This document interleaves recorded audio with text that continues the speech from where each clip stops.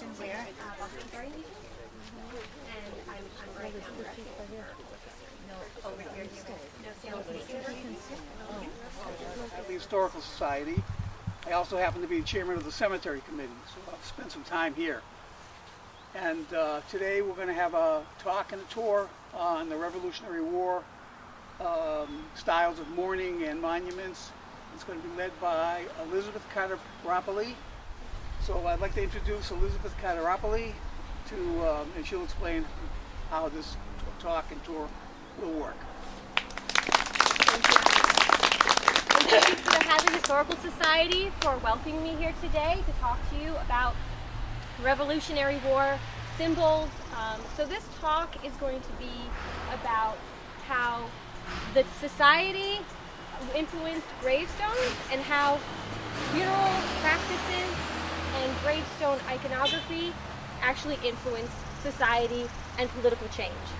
Before we begin, I always like to start with a land acknowledgement.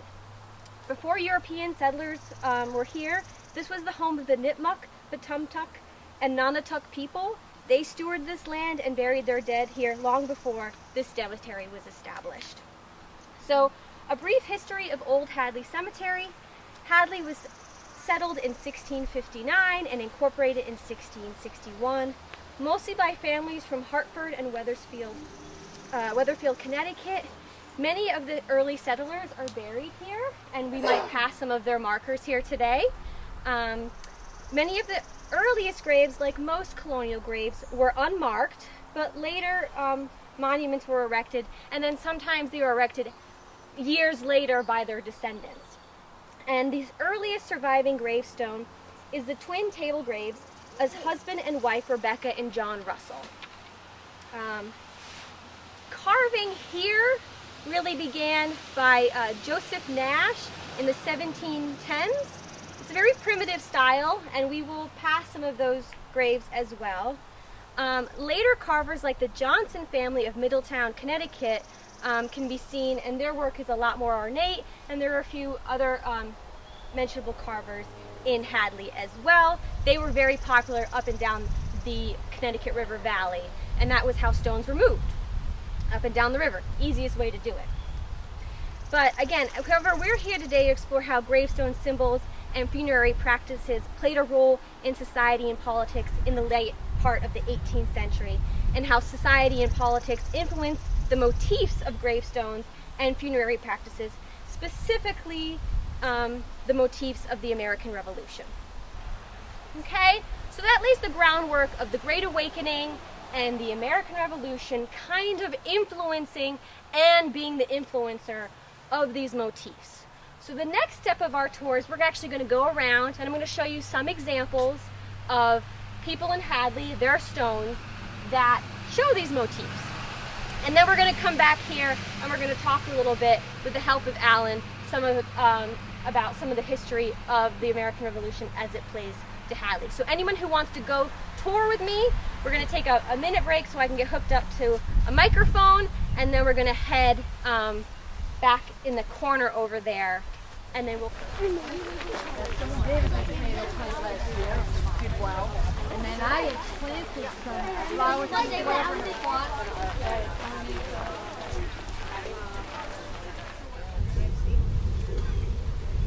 A few more friends, waiting for a few more friends.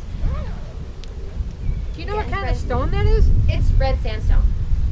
Why is it in such good condition after all this time? Depends on, some of them are crumbled and you can't see anything, and some have a better, I don't know much about geology in that sense, but some of them just break apart. It depends on the quality of the stone. But yeah, this is red sandstone. Very popular in the Connecticut River Valley. It hasn't been replaced then? I don't think so. I don't know the history of each individual stone, but this looks authentic. This carving does. It really depends on the quality of the stone, and you might not know that until years later. Like, I don't think the Victorians thought white marble was going to decay with acid rain like it does. And so sometimes a colonial grave that is made of slate looks beautiful, completely carved, and then something from 1850 you can't read at all. What year is this one? So this one is 1803. 1803. So what I wanted to point out is this is a soul effigy. This motif is actually very common in the Connecticut River Valley. And this is to the memory of John Montague, who was a veteran, and his child, Zabina. So I believe it's a son, Zabina. So we have a little death's head, a little soul effigy, and a big one for father and child. So it's a good example of in Hadley of that soul effigy motif. You can see the stylized crown, and the wings are also stylized almost to look like a collar. So I'm actually going to go through the crowd over here. Yay.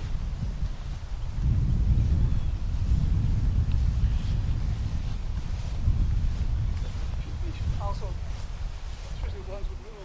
So this is the monument to Ensign Elijah Cook, and this is kind of halfway between what we saw just between Montague and Warren Smith.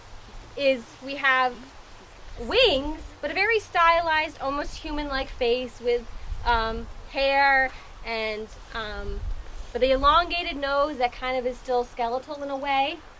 So this is kind of halfway between. So that shows that transition, and this one's from 1794. So 1794 is before 1803. So it's not completely linear. I'm not, as I was saying earlier, but it shows you that transitional time where those motifs are kind of overlapping in that way. Can you tell from a stone a person's social economic status? Sometimes, if lower class people could not afford to have this, but even people who are on the lower end of the social ladder would pay money to get a stone. That was still very important to them. It also would be something that might be done later when the family could put enough money together. It was also something where maybe you would go in on one and lots of family members would be on a stone. So they got 2 and for 1 with Montague, with his son and himself there. So they might not have had a marker for the small child until the father died. So it really would depend. But that was something of importance to them. This was a way of expressing their experience with mortality. If you go into a congregational church even to this day, there's not a lot of symbolism in there. They're white painted walls. This was an opportunity to express your connection with the afterlife. So that was an important thing and throughout. And it depends on, some people had more minimalistic tastes.